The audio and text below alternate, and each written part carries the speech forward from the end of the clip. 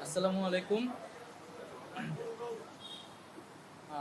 আজ দুপুর ১টার সময় আমাদের প্রধান উপদেষ্টা কার্যালয় যমুনাতে আমাদের উপদেষ্টা পরিষদের একটা অনানুষ্ঠানিক বৈঠক ছিল এবং এই বৈঠকে আমি আমার একটা ব্যক্তিগত বিষয়ে আলোচনা করেছি এবং আলোচনা সাপেক্ষে আমি প্রধান উপদেষ্টা বরাবর আমার পদত্যাগপত্র জমা দিয়েছি।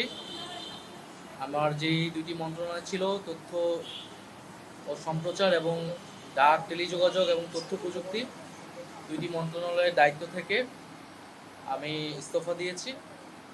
এছাড়াও এই জুলাই শহীদ স্মৃতি ফাউন্ডেশন সহ সরকারের যে সকল কমিটিতে আমি ছিলাম, এই সকল কমিটি থেকে আমি সাথে একই সাথে ইস্তফা আমার হচ্ছে।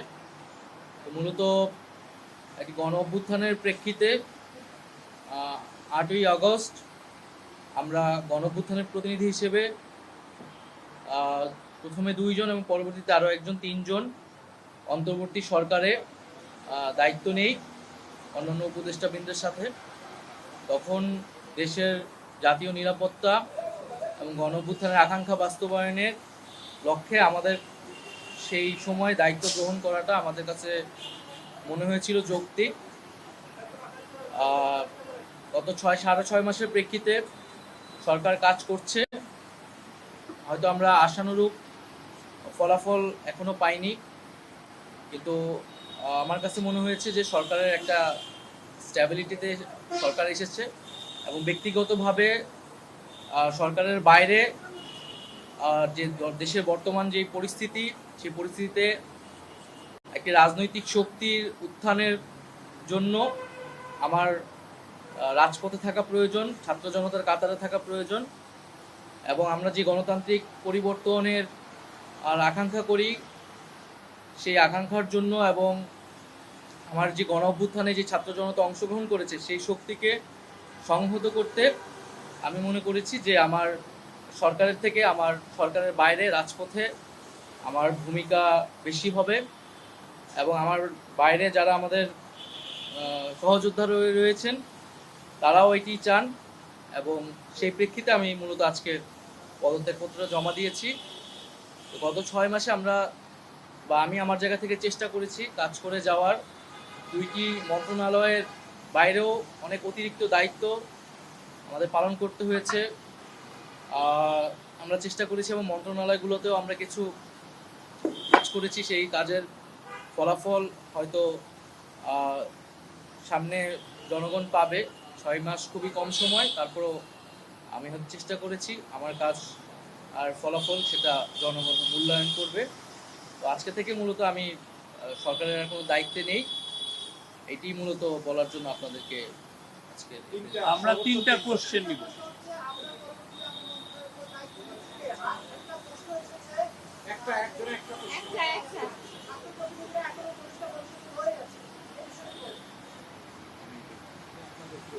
আমার পরে দায়িত্ব নিবে এটা আসলে ক্যাবিনেটে, পরবর্তীতে এটা ক্যাবিনেট ঠিক করবে, উপদেষ্টা পরিষদে ঠিক করবে। আর আমি আমার জায়গা থেকে মনে করেছি আমার বাইরের প্রয়োজন, বাট এখনও আমাদের গণ অভ্যুত্থানের আকাঙ্ক্ষা তো বাস্তবায়িত হয়নি। বিচার এবং সংস্কারের যে প্রতিশ্রুতি নিয়ে এই সরকার গঠিত হয়েছিল, ছাত্ররা এসেছিল, সেই প্রতিশ্রুতি পূরণে অন্য যে 2 জন রয়েছে তারা মনে করছে তাদের সরকারে এখনো দায়িত্ব রয়েছে, তারা এখনো সরকারে থেকেই জনগণকে সার্ভ করবে। তারা যদি রাজনীতি করার প্রয়োজন বোধ করে তারা তখন হয়তো সরকার ছেড়ে দেবে।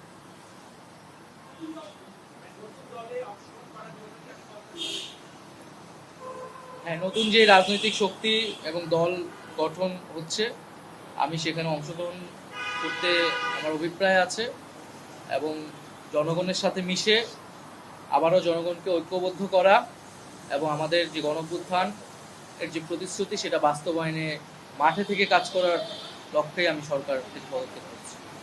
লাস্ট কোশ্চেন তাজওয়ার,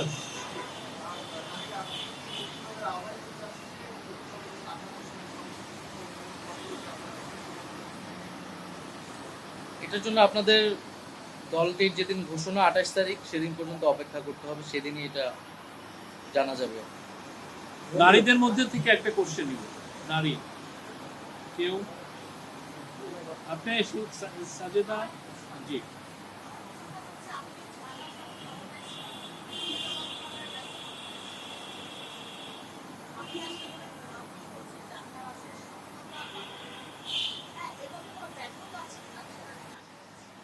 না, আমাদের তো অনেক সীমাবদ্ধতা ছিলই। আমরা সেই সীমাবদ্ধতাগুলো কাটানোর চেষ্টা করেছি সবসময়, এবং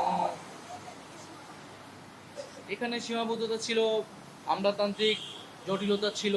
আমরা এসে এই ব্যুরোক্রেসিকে যেভাবে পেয়েছি, এখানে পুলিশ যে তার আত্মবিশ্বাসের ঘাটতি হয়েছে আন্দোলনের পরে, এবং একই সাথে এখানে এই জুলাই গণহত্যাকারীদের, জুলাইয়ের যারা গণহত্যাকারী তাদেরকে গ্রেফতারের বিষয়টা, বিচারের বিষয়টা, সেই বিষয়ে আমাদের আহ, আহ, আমাদের কিছু সীমাবদ্ধতা থাকা সত্ত্বেও আমরা কাজ করেছি। আমি জনপ্রশাসন কমিটির একটা দায়িত্বে 2 সপ্তাহের মতো ছিলাম।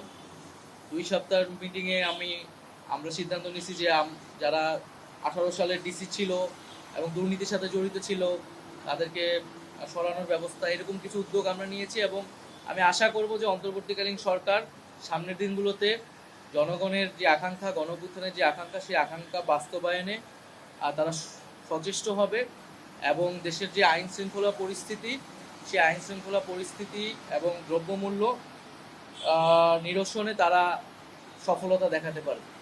ধন্যবাদ।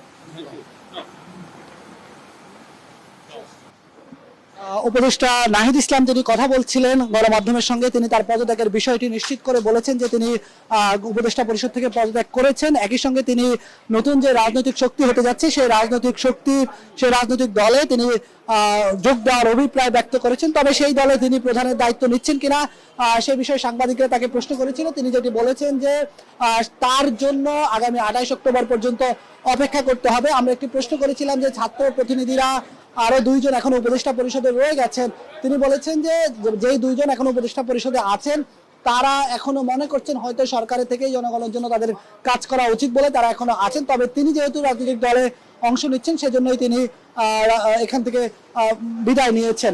আর একটা বিষয়ে প্রশ্ন করেছিলাম যে তারপরে তার এই যে তথ্য মন্ত্রণালয়, আইসিটি মন্ত্রণালয়, এই মন্ত্রণালয়গুলোর দায়িত্ব কে নিবে, এই বিষয়ে নাহিদ ইসলাম বলেছেন যে এটি এখনো সিদ্ধান্ত হয়নি, পরবর্তী উপদেষ্টা পরিষদের বৈঠকে হয়তো এটি চূড়ান্ত হবে। আর এখানে তাকে সাংবাদিকরা সর্বশেষ যে প্রশ্নটি করেছিল যে তিনি যে 6 মাস দায়িত্ব পালন করেছেন, সেই তার দায়িত্ব পালনকালে কোনো ধরনের সফলতা, ব্যর্থতা কিংবা কি ধরনের সীমাবদ্ধতার মধ্যে তিনি পড়েছেন। তিনি বলেছেন যে আমলাতান্ত্রিক জটিলতা সহ নানা ধরনের সমস্যার মুখোমুখি তিনি হয়েছেন। অনেক সীমাবদ্ধতা থাকা সত্ত্বেও তিনি দায়িত্ব পালন করে গেছেন, এবং তিনি বলছেন যে এখন থেকে এই সরকারের সঙ্গে তার কোনো সম্পর্ক নেই। তিনি রাজপথে তার সহযোদ্ধাদের সঙ্গে তিনি কাঁধে কাঁধ মিলিয়ে আবারও আন্দোলনে যোগ দেবেন। নতুন রাজনৈতিক যে দল গঠন করতে যাচ্ছেন সেই দলের দায়িত্ব তিনি নেবেন। তবে সেই দলের তিনি প্রধান হচ্ছেন কিনা এই বিষয়টি তিনি আজকে পরিষ্কার করেননি, যদিও গণমাধ্যমে বিভিন্ন সূত্রের মাধ্যমে আমরা এরই মধ্যে জেনে গেছি যে যেই নতুন রাজনৈতিক দল আসতে যাচ্ছে সেই দলের প্রধান নাহিদ ইসলামই হতে যাচ্ছে। তো এই ছিল আমার কাছে এখনকার মতো।